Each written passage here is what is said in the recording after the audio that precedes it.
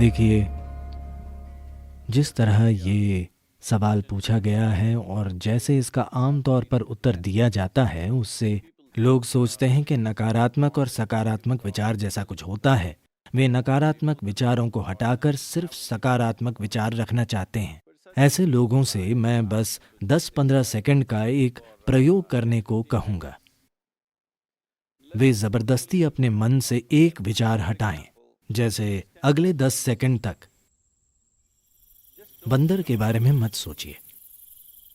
बंदर का विचार न करने की कोशिश करें। आप देखेंगे कि आप बंदरों से भरे हुए हैं। तो मैं कह रहा हूं कि यह आपके मन का स्वभाव है, क्योंकि इस मन में तीनों पेडल रेस बढ़ाने वाले हैं। ब्रेक या क्लच नहीं है। आप जो भी दबाएंगे ये और तेज भागेगा। ऐसे मन के होते हुए नैतिक और धार्मिक शिक्षकों ने सिखाया है कि बुरी चीजों के बारे में मत सोचो। तब से वे हमेशा यही करने लगे। आप मन को ऐसे बिल्कुल नहीं संभाल सकते। इसके लिए आत्मज्ञान जरूरी नहीं है। अगर आप 2 मिनट आंखें बंद करें तो आप जान जाएंगे कि आप इस मन के साथ कोई जबरदस्ती नहीं कर सकते। तो मैं बुरे विचार हटाना चाहता हूं, इस दिशा में कभी मत जाइए, क्योंकि आप जो हटाना चाहेंगे वो आपका गुण बन जाएगा। वो हमेशा हावी रहेगा। तो मुझे क्या करना चाहिए? बात यह है कि मन की बुनियादी प्रक्रिया को समझे बिना, क्योंकि हमारा मन, इंसानी मन, धरती का सबसे जटिल कंप्यूटर है। सभी सुपर कंप्यूटर्स भी इसी से निकले हैं। अब ऐसा है तो क्या ये जरूरी नहीं है कि हम इसके काम करने का तरीका समझें? अगर आप मुझसे पूछें तो इसका एक सरल पहलू ये है कि हमारे मन में कोई घटा और भाग नहीं होता, सिर्फ जोड़ और गुणा होता है। अगर आप इससे कुछ हटाना चाहेंगे तो ये कहेगा एक और।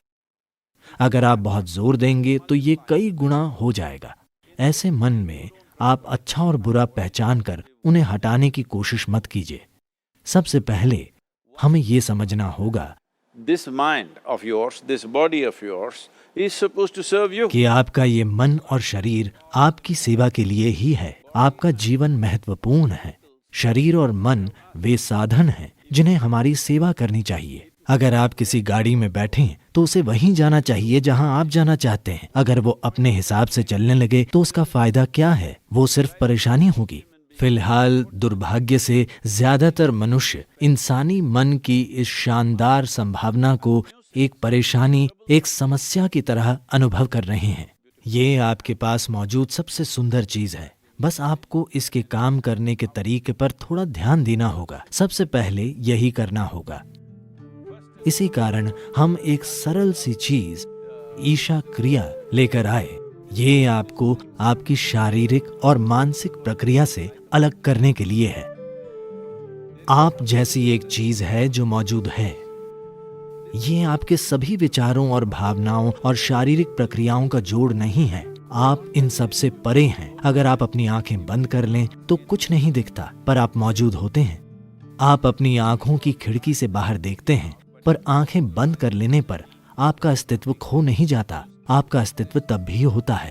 तो अपने विचारों और भावनाओं से परे भी आप मौजूद हैं। So that you, the life that you are, this has to come into your experience. तो जो जीवन आप हैं उसका अनुभव करने की जरूरत है। ऐसा क्यों है कि अपने होने के सबसे महत्वपूर्ण पहलू को आप अपने अनुभव में नहीं आने दे रहे? फिलहाल हमारे जीवन का सबसे महत्वपूर्ण पहलू है कि आप और मैं इस समय जीवित हैं। बस यही है। मैं क्या सोच रहा हूँ, आप क्या सोच रहे हैं, ये महत्वपूर्ण नहीं है। हम इस समय जिंदा हैं, यही महत्वपूर्ण है। तो ये महत्वपूर्ण है कि आप अपने भीतर बुनियादी जीवंतता पर ध्यान केंद्रित करें। तब आप देखेंगे कि आप और आपकी विचार प्रक्रिया के बीच एक दूरी आ गई है। अपनी मानसिक प्रक्रिया और शारीरिक प्रक्रिया से दूरी बना लेना, यही कष्टों का अंत है। क्योंकि इंसान केवल 2 तरह के कष्टों से गुजरता है, शारीरिक कष्ट और मानसिक कष्ट। जब आप खुद के और मन के बीच, खुद के और शरीर के बीच थोड़ी दूरी बना लेते हैं तो ये दुखों का अंत है। इसे हर मनुष्य को जानना और समझना होगा। नहीं तो आप सोचते रहेंगे मैं बुरे विचार हटाकर सिर्फ अच्छे विचार रखूंगा। मेरी शुभकामनाएं, पर यह नहीं हो पाएगा। 100% ये काम नहीं करने वाला, क्योंकि कोई विचार हटा नहीं सकता, उन्हें कुछ समय तक टाला जा सकता है। तो जब बुरे विचार आते हैं, आप कहें राम राम, शिव शिव, जो भी आप कहें, पर ये सिर्फ उनसे बचना हुआ, वो चले नहीं जाते। जिस पल आप उन्हें रोकते हैं, वे बड़ी ताकत से फिर आएंगे, वरना वे आपके सपनों में वापस आ जाएंगे। तो ये बहुत महत्वपूर्ण है। सबसे पहले आपको समझना होगा कि आपका गुस्सा, नाराजगी, आपका जो डर है, जो भी नकारात्मकता आप पैदा करते हैं, आमतौर पर नाराजगी और गुस्सा हमेशा किसी दूसरे की ओर होते हैं। पर हमें समझना होगा कि ये जहर हम खुद पी रहे हैं और दूसरे के मरने की उम्मीद कर रहे हैं। सौभाग्य से जीवन ऐसे काम नहीं करता। अगर मैं जहर पीता हूं तो मैं मरूंगा, मेरे जहर पीने पर आप नहीं मरेंगे। तो हमें यह समझना होगा, जहर से मेरा मतलब है आज आप इसकी जांच करा सकते हैं। फिलहाल आपका खून कैसा है? फिर 5 मिनट तेज गुस्सा करें और अपने खून की जांच कराएं। उसमें कई नकारात्मक तत्व होंगे। आप वाकई खुद को जहर दे रहे हैं। तो क्या आप जहर पीना चाहते हैं? बिल्कुल नहीं। अब मैं क्या करूं? ये सवाल एक तरह की मजबूरी से आ रहा है। कुछ मत कीजिए, बस आराम से बैठिए और बस जीवन प्रक्रिया पर ध्यान दीजिए। शायद आपके दिल की धड़कन या आपकी सांस, शायद जीवित होने की अनुभूति, आप कितने संवेदनशील या बोध पाने की काबिलियत रखते हैं, उसी के हिसाब से कुछ चीजें, शरीर की कोई संवेदना, आपकी सांसें, दिल की धड़कन या कुछ और, कुछ ऐसा लें जो आपको जीवन का संकेत देता हो। बस उस पर कुछ समय तक ध्यान दीजिए। धीरे धीरे आप देखेंगे कि आप और आपने जो इकट्ठा किया है उनमें एक दूरी आ गई है। इकट्ठा की गई चीजें हैं आपकी शारीरिक प्रक्रिया और मानसिक संभावना या फिर मानसिक अस्त व्यवस्था।